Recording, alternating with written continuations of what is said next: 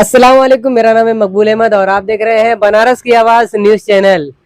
आज इस समय हम लोग बजटिया क्षेत्र में हैं और हमारे साथ एमआईएम पार्टी के सक्रिय नेता हैं और जानते हैं कि इंडिया और एनडीए का अलग अलग गठबंधन हुआ है और इंडिया के गठबंधन से ओवैसी साहब बाहर हैं। जहां सेकुलर की बात आती है तो वहां तमाम पार्टियां सेकुलर वोट लेने के लिए चली आती है। तो इस समय आप देखिए सेकुलर कौन है। हमारे साथ जो सक्रिय नेता हैं तो उनसे जानेंगे कि इस समय मुसलमानों का वोट किधर जाएगा और मुसलमानों को पर इस समय क्या समस्याएं हैं और उनका नेता कौन होना चाहिए। इंडिया से वैसी बाहर है, ऐसा क्यों, क्या लगता है? इंडिया से वैसी साहब बाहर है।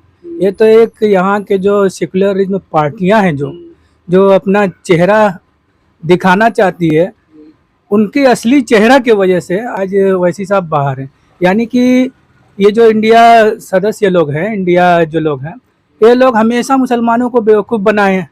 ये आज इंडिया गठबंधन और इंडिया गठबंधन आज आवाम को एकदम साफ साफ नजर आ गया है कि मुसलमानों के लिए चाहे इंडिया गठबंधन में जितने भी पार्टियां हो, ना कभी थे ना कभी हैं और हमें तो ऐसा लगता है कि ना कभी रहेंगे। ये हकीकत है कि मुसलमानों को इन्होंने सारी पार्टी दीगर पार्टियां जो हैं इन्होंने छला है। देखा जाए तो छोटी छोटी पार्टियां आज अखिलेश को देख लीजिए, आज अपने वो सीटों के बंटवारा के लिए वो इंडिया गठबंधन से बाहर हो गए। शायद आप लोग को पता ही होगा, तो इंडिया गठबंधन से बाहर हो गए। सबको तो अपना अपना अधिकार, अपना अपना हक चाहिए, लेकिन मुसलमानों की जब बात आती है तो कोई नहीं बोलता। वैसी साहब इंडिया गठबंधन में रहेंगे तो लोगों को पता था कि ये मुसलमानों की हक हुकूक की बात करेंगे, दलितों की हक हुकूक की बात करेंगे और इंडिया में जितने भी तमाम दबे कुचले हुए लोगों को, चाहे ईसाई हो, सिख हो, कोई भी हो, सबको दबे हुए लोगों की बात करेंगे। तो इन लोगों को लगा कि ये वैसी इंडिया के अंदर, भारत के अंदर एक ऐसी शख्सियत है जो लोगों की बात करता है, इनको लेंगे तो तमाम के तमाम लोगों का हक देना पड़ेगा। ये एक सोची समझी साजिश है, इसी के तहत लोगों ने उनको बाहर रखा है।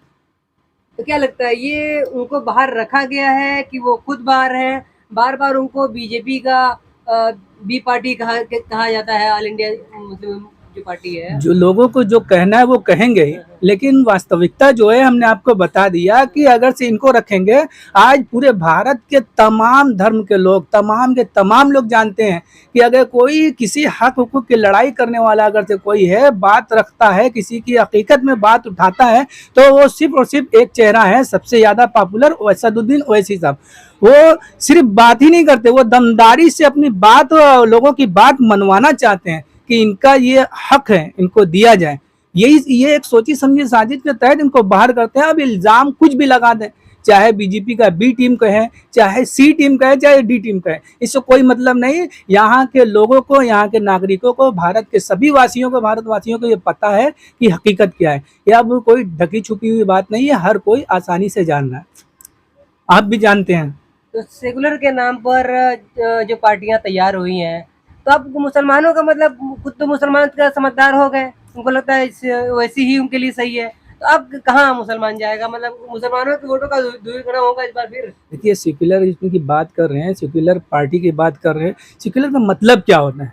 सेक्युलर का मतलब ये होता है कि हर किसी का हक दिया जाए, हर किसी की बात किया जाए। ये नहीं कि हम सेक्युलर का नारा लेकर चले और सिर्फ अपने फायदे की बात करें। ये सेक्युलरिज्म हुआ? ये तो कतई ही नहीं हुआ। ये तो कहेंगे, बीजेपी ने नारा दिया था कि सबका साथ और सबका विकास, लेकिन हकीकत क्या है कि उनको साथ तो सबका मिला, लेकिन विकास तो सिर्फ अपने ही कर रहे हैं, कितना विकास कर रहे हैं। तो ये एक नारा अजीबो गरीब है। सेक्युलरिज्म का नारा, अगर सेक्युलर की बात होती, भारत के सभी लोगों की बात होती, तो आज सबसे ज्यादा मुसलमानों के जो दबाया जा रहा है, हर हर मुद्दे पे उनकी बात नहीं कोई कर रहा है कि अपना वोट कम हो जाए। अगर सेक्युलरिज्म की हकीकत में लोगों को दिल में होता, तो भारत के अंदर अगर से परसेंटेज वोटों का देखा जाए तो मुसलमानों का कम परसेंटेज नहीं है। अगर सभी जातियां का अलग कर दिया जाए तो मुसलमानों का परसेंटेज कम से कम 32%, 35% तो होगा ही। जो 35% हो परसेंटेज के हिसाब से, उनके हक हुकूक की बात ना की जाए। हमारे वोटों से, या मैं नहीं कहता, मतलब भारत के मुसलमान वोटों से आज जो है ना, सरकार उलट भी जाती है, पलट भी जाती है। मुसलमानों का वोट बिखर गया, जिसके वजह से आज लोगों का अपने अपने तरीके से सरकार बना लिए हैं, लेकिन जो है सेक्युलर के हिसाब से बात होती तो सबसे ज्यादा मुसलमानों की बात करें। आप हमें बता दें कि मुसलमानों की बात आई तो क्या अखिलेश बोले? बुर्का की बात आई अखिलेश बोले? लड़कियों की पढ़ाई की बात आई, नमाज की बात आई, अजान की बात आई, तमाम तरह की बात आई। क्या किसी अखिलेश से लेके राहुल लोग या किसी पार्टी के लोग अगर बोले ये कैसा सेक्युलरिज्म है? हमें तो नहीं समझ में आता। ये तो सबका साथ अपना विकास के नाम पर ये बेवकूफ लोगों को बना रहा है। हम बता दें कि यहाँ के भारत के तमाम दबे हुए लोगों को जिनको दबाया जा रहा है वो अच्छे से जान गए हैं कि ये सब पार्टी हमें चल रही है। और आप एक बात पूछ रहे थे कि आगे लोगों के बाद क्या, मतलब वोटों का क्या होगा, तो ये हकीकत है कि लोग जागरूक हो चुके हैं। वो अपना वोट 2024 में चुनाव के टाइम अच्छी तरह से इस्तेमाल करेंगे और लोगों को इसका बेनिफिट खुद ब खुद पता चल जाएगा। बहुत अच्छा लगा बात करके। हमारे साथ MIM पार्टी के एक और सक्रिय नेताजी हैं, तो इनसे ही बात कर लेते हैं। सबसे पहले अपना नाम बताइए। नसरुद्दीन अंसारी नाम है। तो क्या लगता है इस बार भी वोटों का ध्रुवीकरण होगा मुसलमान के और सेकुलर के नाम पर? पहले ये बताइए कि गठबंधन में है कौन कौन? है पार्टियां हैं, 26 पार्टियां हैं ना, तो क्या उसमें मुसलमान कोई दाढ़ी और कोई टोपी वाला है? सब भैंस चराने वाले रहेंगे? कोई टोपी और दाढ़ी वाला भी तो होना चाहिए। तो ये भी कहा रहा है उनको बुलाया भी गया था गठबंधन के में। कौन बुलाया था? नहीं बुलाया था। नहीं बुलाया। अच्छा, तो ये मतलब जानबूझ के लिए उनको अलग रखा जा रहा है इंडिया से? जी, जानबूझ के उनको अलग रखा जा रहा है। अच्छा ये बताइए 28 पार्टियां आपने बताई ना, कि ये बताइए कि 28 पार्टियां में 26 पार्टियां में कोई ऐसा पार्टी है कि जो मुसलमानों के हक और हिफाजत की बात करे? कोई एक पार्टी का नाम बताइए। तो अरे बतावा कि 200-400-500 लेके आलुआ कि नहीं मुंह में छेद हो, बताइए। सभी पार्टियां तो अपने आप को कह रही है सेकुलर है। क्या सेकुलर है? क्या हम मतलब मुजफ्फरनगर का दंगा हम भूल गए? आपको मुजफ्फरनगर का दंगा याद है कि नहीं है? जी याद है। तो बताइए कि हाँ याद है। अब जान बाबरी मस्जिद की शहादत आपको याद है कि नहीं याद है? काहे नहीं बोलत गया? डरत हुआ क्या मर्दे कि 500 मिला लो?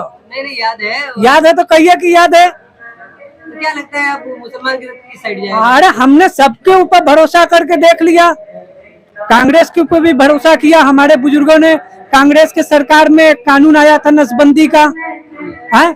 समाजवादी के सरकार में हमने मुजफ्फरनगर का दंगा देखा, कांग्रेस के सरकार में हमने बाबरी मस्जिद की शहादत देखी। अब क्या है हमारे पास खोने के लिए? हमने बहुत कुछ खोया है और इतनी पार्टियां इकट्ठा हो गई हैं, सब जो है तो अपनी अपनी जो है तो केवल रोटी सेकने के लिए। चमार की पार्टी है, दलित की पार्टी है, यादव की पार्टी है, राजभर की पार्टी है। अगर सारे पार्टियों से उनको मोहब्बत है, MIM से नफरत क्यों है भाई? सच बोलने वाले से इसी तरह देखिए लोगों को नफरत रहता है। सच बात लोग को कड़वा लगता है, मगर वो जितना भी हमें दबाएं, हम आपके यही कहना चाहेंगे कि मेरे अपने मुझे जब दबाने लग जाएं, एंड मुमकिन है कि उभरने में जमाने लग जाएं, और तू मुझे गूंगा समझता है तो आप पास कभी इतना चीखूंगा कि तेरे होश ठिकाने लग जाएं। तो जिस दिन मौका मिला ना, इन लोगों का होश ठिकाने लग जाएगा। क्या लगता है आगे मतलब 24 की तैयारियां हो रही हैं, तो वैसे सबसे क्या तैयारियां उनकी तरफ से क्या लगता है? अवैसी साहब अगर आएंगे, अवैसी साहब गठबंधन में आएंगे तो जनता उनको वोट देगी। नहीं तो कुछ लोगों ने ये तय कर लिया है कि हम समाजवादी को देंगे तब भी मुजफ्फरनगर का दंगा देखेंगे, कांग्रेस को देंगे तो बाबरी मस्जिद की शहादत देखेंगे। तो हमारे साथ एक बार ये बताइए कि इस समय ओवैसी साहब का जो बनारस का संगठन है किस तरह से काम कर रहा है? बनारस का संगठन तो अभी फिलहाल यहाँ पे अभी हुआ नहीं है, यहाँ पे कोई नियुक्ति हुआ नहीं है, न कोई जिला अध्यक्ष है न नगर अध्यक्ष है।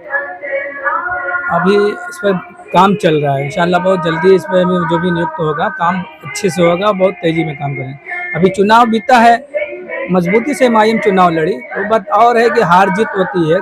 अल्लाह ताला जिसको भी जो चाहे अता करते हैं, वो मालिक कुल कायनात है। हम उसके रिज़ा पे हम लोग राज़ी है, उसका शुक्र है, एहसान है। हम लोग अपनी कमियां जो देखे हैं, जो हम लोगों की कमी थी उसको हम लोग तलाशे हैं, उसको हम लोग सुधारेंगे और बहुत तेज़ी में सुधार कर रहे हैं। इंशाअल्लाह ताला हम लोग पूरे तरीके से सुधार लेंगे और 2024 में MIM का बनारस में भी वर्चस्व दिखेगा कि किस तरह से लोग MIM को पसंद करते हैं और MIM के कहने पर वोट करेंगे। और ऐसा नहीं है कि मुसलमान यहाँ का उनके पास विकल्प कोई नहीं है तो चले जाएंगे भाजपा की तरफ, ये बिल्कुल ऐसी बात नहीं है। मुसलमान के पास एक विकल्प है, असदुद्दीन ओवैसी साहब के चेहरा के नज़र में बैनर तले ये एक बहुत बड़ा विकल्प है, मुसलमान को पसंद करते हैं। बस ओवैसी साहब का जो चुनाव का लास्ट पीरियड में जो उनका रिजल्ट आएगा, जो वो आप कहेंगे, मुसलमान का वोट और दलित का वोट, सिर्फ मुसलमान का नहीं, दलित का वोट, हमारे सिख भाइयों का वोट और भारत के और भी जो दबे कुचले हुए समाज का लोग, यहाँ तक के ब्राह्मण का भी वोट हमारे में आएगा, ऐसी बात नहीं है। इसलिए कि हमारी पार्टी जो है वो किसी एक समाज की बात नहीं करती, हमारी पार्टी सबकी बात करती है, सबके हक हुकूक की बात करती है। इसलिए तमाम के तमाम लोगों का रुझान हमारी तरफ हो रहा है। ऐसा बिल्कुल भी नहीं है कि अभी कोई विकल्प नहीं है, विकल्प के रूप में ओवैसी साहब बिल्कुल है और इंशाल्लाह काम बहुत अच्छा होगा। बहुत अच्छा लगा बात करके। मिलते हैं बनारस की आवाज के अगले अपडेट के साथ। कैमरामैन समीर अंसारी के साथ ब्यूरो चीफ मकबूल अहमद अंसारी की वाराणसी से रिपोर्ट।